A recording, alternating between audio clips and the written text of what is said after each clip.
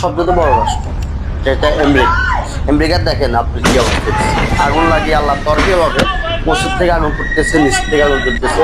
তাহলে এটা মনে করতে হবে আমাদের পৃথিবীতে আমরা মুসলিম জাতি সঠিক, মুসলিম জাতি সঠিক, এবং আমাদের বাংলাদেশের সারা বিশ্বতে আমরা একটা শিক্ষা করতে হবে যে আল্লাহ সবচেয়ে বড়।